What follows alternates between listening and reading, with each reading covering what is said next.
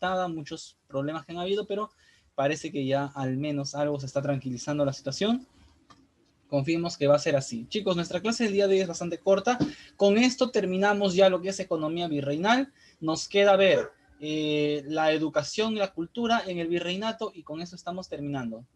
3 clases más o 2 clases más, chicos, ya 2 clases más y se acabó nuestro temario. Ha sido un viaje bien largo, pero ya tenemos que terminar. Estamos para la segunda semana de diciembre, repaso final, y luego viene ya el último, el cuarto examen bimestral, el examen final, que ya deben estar estudiando, por favor. Ya vayan preparándose para ese examen. Bien, chicos, economía virreinal parte 2, lo que hemos dejado pendiente la semana pasada. A ver, la agricultura y la ganadería en la colonia. Primero que nada, recordemos que en el caso de la agricultura tenemos las haciendas. Habían haciendas en la sierra, habían haciendas en la costa, ¿no? Sobre todo en la costa peruana, en las haciendas de la costa peruana se empleaba mucho a los esclavos, mano de obra esclava. Los dueños de haciendas de la costa peruana contrataban, perdón, compraban esclavos negros y los ponían a trabajar en sus haciendas, ¿no? También, bueno, en la sierra usaban también a los mitayos para que trabajen en las haciendas, a los yanaconas y a los jornaleros. Les explico. ¿Qué es un mitayo? Bueno, el mitayo ya saben ustedes, persona que trabaja por turno en la mina. Generalmente los mitayos trabajaban en las minas, pero algunos también cumplían sus turnos trabajando en las haciendas. Era raro, pero pasaba. ¿Qué es un yanacona? La semana pasada, chicos, yo les dejé un foro en el cual ustedes tenían que leer la lectura que vimos y tenían que dejar un comentario, ¿no? ¿Qué les parecía? Si estaban de acuerdo, cuál era su impresión sobre esas palabras. Espero que lo hayan hecho. ¿Ya? Los yanaconas, ¿qué son? Son indios que se escapaban de sus casas, de sus reducciones, ¿no? Habían indios que de miedo, por no querer ir a trabajar a las minas, se escapaban y se metían a la hacienda de un español. Digamos, yo soy un español y un indio se esconde en mi hacienda. Entonces, cuando yo lo encuentro, el indio me pide que que lo deje vivir ahí. O sea, el indio me pide protección. Si el español acepta, el español lo va a hacer que el indio viva ahí. El español le va a dar una casa donde vivir, un pequeño pedazo de tierra, donde el indio pueda cultivar y comer, sacar sus alimentos, su casa, su comida y su protección. Eso le da el español. ¿Qué le pide el español a cambio a ese indio que se ha escapado y se escondió en esa hacienda? Que el indio trabaje gratuitamente para el español. Entonces, a cambio de trabajar gratis en la hacienda de ese español, ese indio va a estar seguro, va a estar protegido, va a tener al menos un techo donde dormir y un pedazo de tierra de donde mantenerse. Es lo único que el español le entrega al indio a cambio de que el indio se refugie y vive en esa hacienda. Pregunta, ¿el indio pierde su libertad? Sí, porque se va a volver siervo hasta el día que se muera de ese español. Chicos, ¿ustedes qué preferirían? ¿Ser siervos toda su vida trabajando en la hacienda de un español o ser libres e ir a trabajar a las minas como mitayos? ¿Qué preferirían ustedes?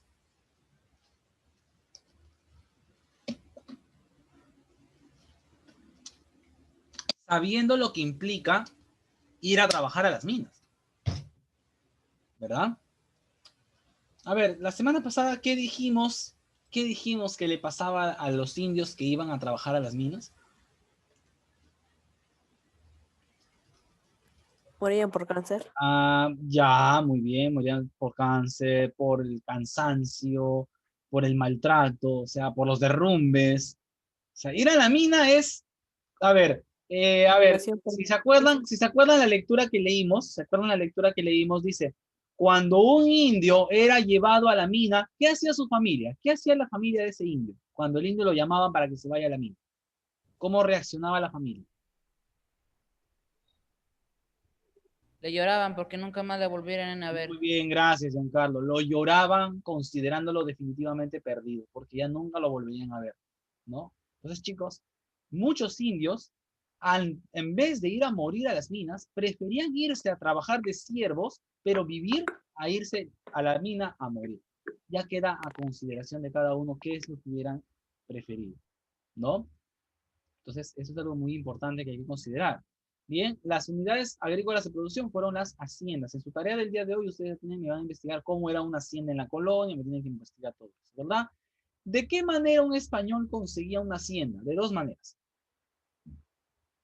Los españoles conseguían haciendas de dos maneras. A través de las mercedes reales y a través de las composiciones. ¿Qué es una merced real? Escúchame, por favor.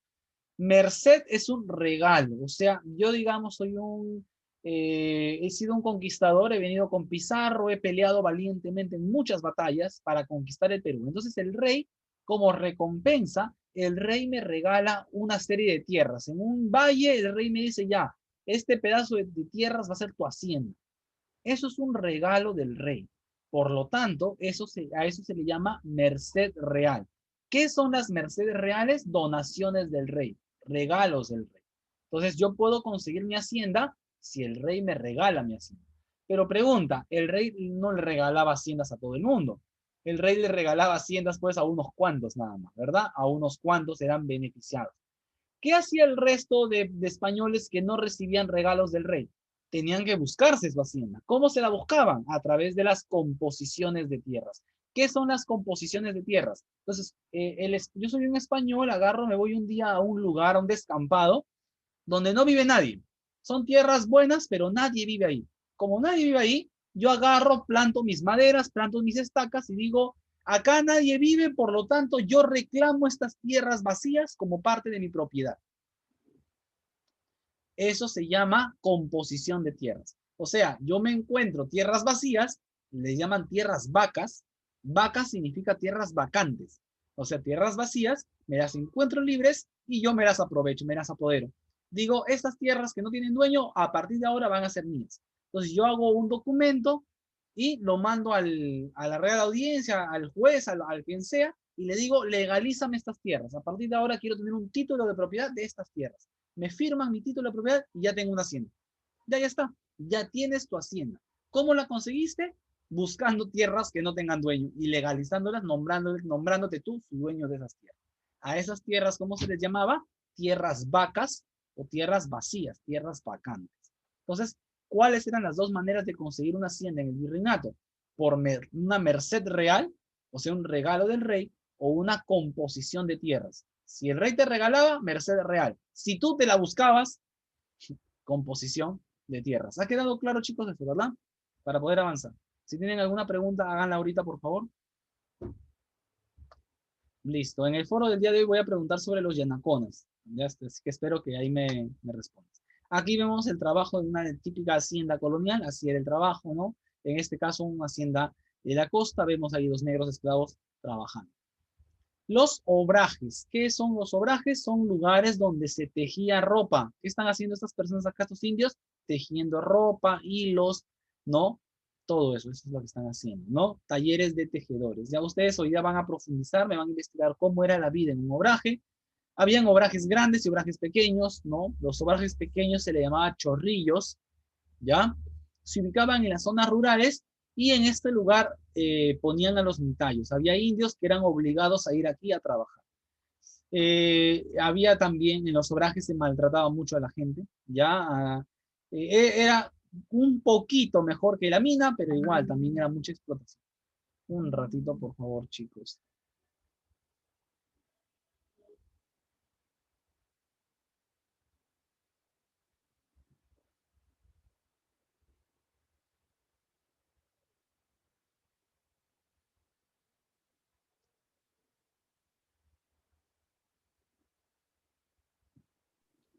A ver, un favor, mientras el profesor está ocupado, el profesor Enrique, una pregunta. El alumno Uciel, San Juan del Urigancho, ¿qué es Uciel? ¿Nombre, apellido o tu apodo? Así que por favor pon completo, porque yo siempre paso lista de frente al listado, valga la redundancia. Así que por favor, Uciel, dime qué es. Nombre, apellido, porque no te ubico.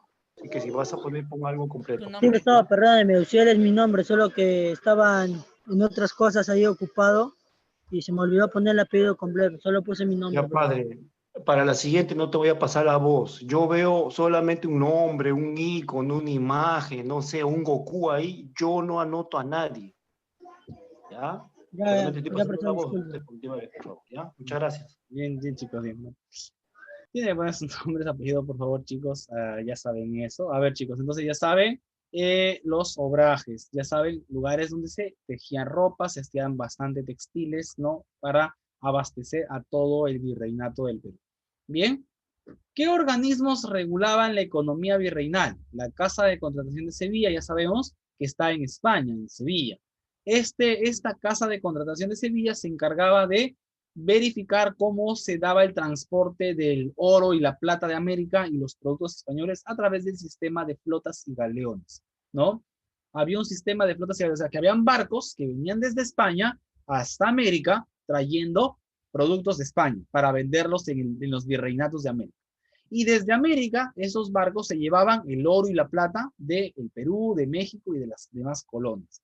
Ese era el sistema de flotas y galeones. Pero el problema de estos barcos, de esos galeones, es que corrían graves peligros. ¿Cuál era el peligro que más corría un galeón cargado de oro y plata en alta mar? ¿Cuál era el peligro que corrían estos barcos? Asalto. ¿Piratas? Piratas, ¿no? Piratas, claro. Piratas, corsarios, ya vamos a hablar. Voy a dejarles, creo, eso mejor en vez de los obrajes que ya hemos visto. Para que se entretengan un poco, investiguen un poquito sobre historias de piratas famosos. Por favor, cuando digo historias de piratas famosos, no me vayan a poner a Jack Sparrow, ya, por favor, piratas de verdad, no de las películas, ¿ya? Pero sí, ciertamente en el Caribe hubieron bastantes piratas. Entonces, eso sí no lo voy a negar. Piratas, corsarios, cuál es la diferencia y todo eso. Bien, sistema de flotas y galeones. Entre los puertos de Veracruz y Portobelo, ¿no? Ahí se daba bastante comercio. El Tribunal del Consulado es un organismo que agrupaba a los comerciantes más ricos del Perú. Se organizaban en el Callao en un organismo llamado el Tribunal del Consulado. Ellos se encargaban de ver cómo era el comercio entre Lima y Portobelo, que está en Panamá. Entre Lima y Panamá, ese comercio lo organizaba el Tribunal del Consulado y pagaba también la Armada del Sur para defendernos de los piratas. Aquí tenemos el sistema de flotas y galeones. Desde España, desde Sevilla, salían los barcos que iban pues a veces por esta vía, pero más que nada iban en la ruta por el Mar Caribe, ¿no? Atlántico, Caribe, llegaban hasta Portobelo en Panamá, un grupo se iba a Veracruz en México, otro grupo se iba pues hasta Lima, ¿no? Hasta el Callao, y de ahí pues llegaban todo el virreinato del Perú. ¿Ya? Ese es el sistema de flotas y galeones. El problema es que en medio de esta ruta habían constantes ataques de piratas y corsarios que buscaban robarse las riquezas que llevaban esos buques. Terminamos la clase con esto, chicos. ¿Qué impuestos se pagaban en la colonia? Te vas a sorprender con unos impuestos que tienen unos nombres medio raros. El almojarifazgo. El almojarifazgo era un impuesto que se pagaba a la importación y exportación. En la actualidad a este almojarifazgo se le llama impuesto de aduanas. O sea, cuando un país viene al Perú en la actualidad y le vende productos, tiene que pagar un impuesto que se llama aduanas, igual cuando queremos vender.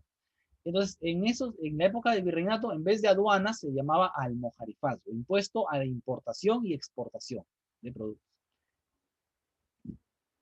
Si tú querías comprar o vender bienes, ser comerciante, pagabas la alcabala. La alcabala era un impuesto a la compra y venta de productos, ¿ya? Lo que ahora sería como el IGB.